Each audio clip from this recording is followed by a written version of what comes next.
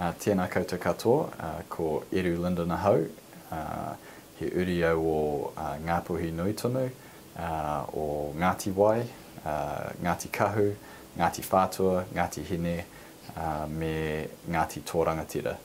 I tipu ake ahau ki roto o te tai tokerau, engari nai nei kei te noho au ki roto I Tāmaki Makaurau. Hello, my name's Eru Linden, and I am a descendant of Ngāpuhi Nui Tonu in the north, as well as Ngāti Kahu, Ngāti Wai, Ngāti Hine, Ngāti Whātua, and Ngāti Toa. So I'm hoping you're enjoying my interview. It's an honour to be able to talk to you about my experiences around from my life and their application to leadership. I grew up in a family that really encouraged me to love my culture, my language, understand who I am and where I'm from. For some people, they don't come from a background like that, and all's not lost if you don't.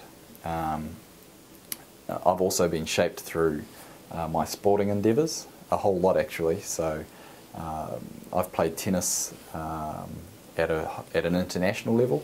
My claim to fame and my skite story, so to speak, is I used to play junior tournaments around the world with Roger Federer.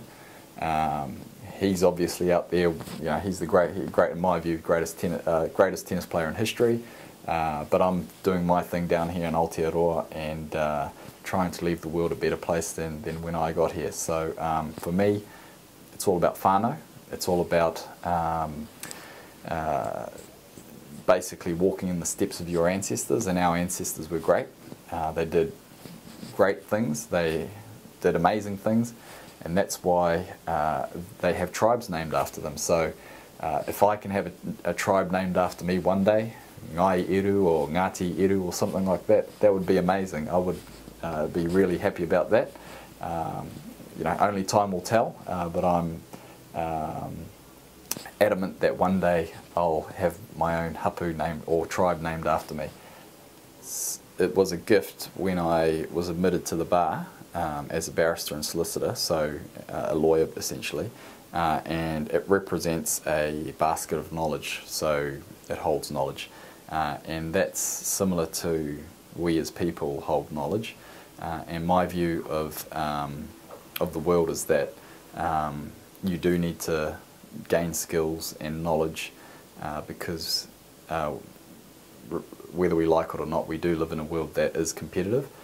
Which means that if you don't have skills or the ability to do things, to be productive in essence, it makes it very hard to live really and live a long and healthy and enjoyable life. So go get that knowledge and mātauranga.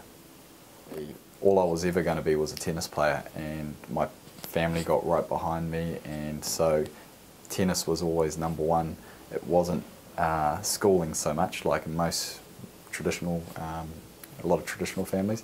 It was actually tennis. So I'd miss classes because I was practicing and playing tennis, and eventually I got to a stage where there were two pathways: either turn professional or go to America on a tennis scholarship and play college tennis over there. If I was to go down the professional route, you need quite a bit of money to fund that. At the time it was about $60,000 a year just to support yourself out on the tour. If you go down the American college path, you go and study and you get your education paid for, and you get all your training and gear and rackets, shoes, everything is all provided, and you also get a great life experience out of it. So given I'd focused on tennis and not so much on the academics, it was a struggle to pass the SAT exam, which was the exam you needed to pass. I had to get tutored and basically do a whole lot of preparation for the exam. I was fortunate that I got through that, and I wasn't one for sitting tests and exams. but I applied myself, worked hard, and got a good result there. Then I went to America. In my first semester there, I got great results on the tennis court and also in the classroom. But unfortunately, I met a great role model who was my roommate at the time, and he came from a place called Slovakia. It was a country that had been war-torn while he was living there.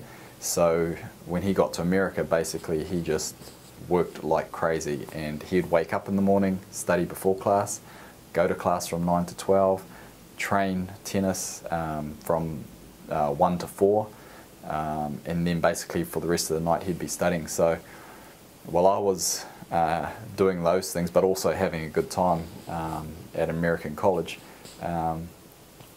he was studying. So when I came back to New Zealand and thought about what I wanted to do, I ended up doing a law degree back here.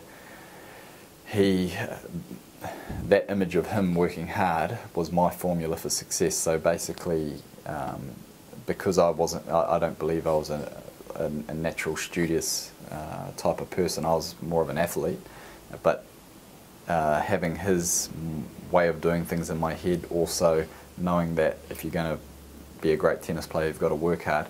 Essentially, I brought that all together and was able to apply myself whenever I've studied. So since then, I've done a law degree, and I've also done a MBA with distinction. And in order to get that MBA with distinction, I had to apply myself and work really, really hard. And as a result of doing that, I'm in a position now where the future's bright. I don't want for anything. I can have all those great things that a lot of young people you dream of.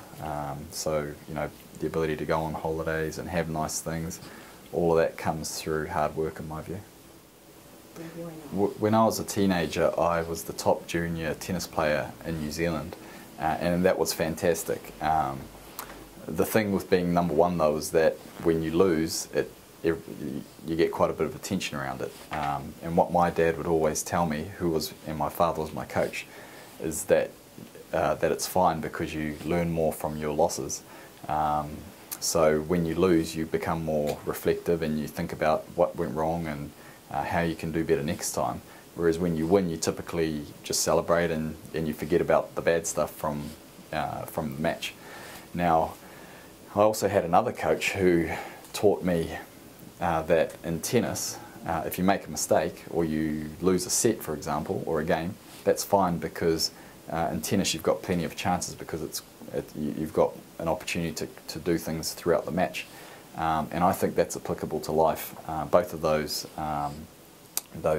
sayings, because in life you do get opportunities to do different things and try things and make mistakes, and it's more about the learning that's important than the mistake itself. So if you make a mistake and do nothing about it, then you lose when you do that. But if you make a mistake and you learn from that, then you're winning. And another thing that really irritates me is the saying, life is short. And in my view, yes, that's correct if you take a short-term view, but if you think about it, life is actually long as well, and you get opportunities to correct the mistakes. And so over time, so long as you learn from your mistakes, then that's fine. So I'd encourage everybody to learn from their mistakes. Whānau is important to me, and when things do get tough, ultimately I do know that it's for me to deal with, and I will deal with it, and I'll just do what it takes, whether it's working really hard or having to create an opportunity. I'll get the job done. But in terms of why I do that, a lot of it has to do with my boys, and they provide daily inspiration. And prior to becoming a father, and I'm not advocating being a father too soon, but prior to that I was happy-go-lucky and I could just come and go as I pleased. But now that I've got the responsibilities of a father, it's focused me, and each day they're at the centre of my world, so I'm encouraged to and inspired to work hard and do what it takes to get the job done. I was brought up in a really strong Māori household where essentially speaking te reo was normal and was encouraged. My dad was really adamant that for his family he wanted us all to be fluent in te reo, understand our tikanga or our culture, and basically that was all that we knew growing up. It was also, my parents also set were also good role models around what it meant to take care of your family, and encouraging my brothers and sisters, my siblings and I, to work hard, don't just sit about and do nothing. My ethic is best captured by the saying tama tu, tama ora, tama noho, tama mate, which is translated means he who sits dies and he who stands lives. Now that's the literal translation. What it means to me is if you want to make something of yourself and if you want something, it's up to you to do something about it, and you can't just sit back and think about it. If you're just sitting back and thinking about it, then you're dreaming. You need to put that into action. So everything that I do is based around doing something. Don't just sit around, don't be lazy. You've got to get up, get motivated and do something. There are times when stuff is just really boring when I'm studying, when I was studying. Even now when I'm working, there is just some stuff which is painful to do.